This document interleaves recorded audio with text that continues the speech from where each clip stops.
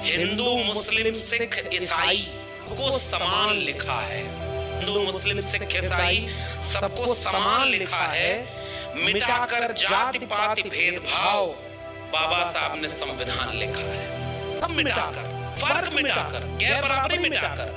और एक बात और नागपुर से पूरे देश को सुनना और समझना चाहिए, हमारा अगर कोई 100 रुपया चुरा ले, हमारे पिता का अगर अपमान कर दे, हमें कोई गाली दे, तो हम इस बात के इंतजार में रहते हैं कि इसने हमारा अपमान किया है, मौका मिलेगा तो इसका बदला लेंगे। और बाबा साहब की कलम को मौका मिला था कि हजारों साल से जिनके पुरखों का अपमान किया गया, इंसान ही नहीं समझा गया।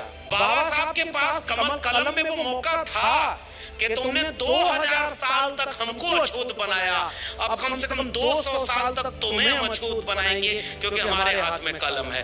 मगर बाबा साहब डॉक्टर अंबेडकर उन्होंने अपने पुरखों के होने वाले अपमान का बदला नहीं लिया।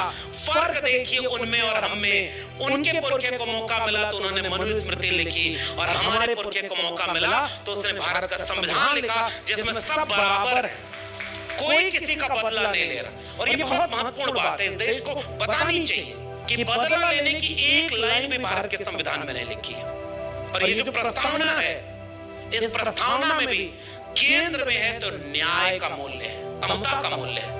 और बाबा साहब इसलिए बाबा साहब बन पाए क्योंकि उन्होंने अपने जीवन में 3 गुरु बनाए थे। पहले गुरु तथागत बुद्ध, दूसरे गुरु महात्मा कबीर, तीसरे गुरु महात्मा ज्योतिराव गोविंदराव फूले।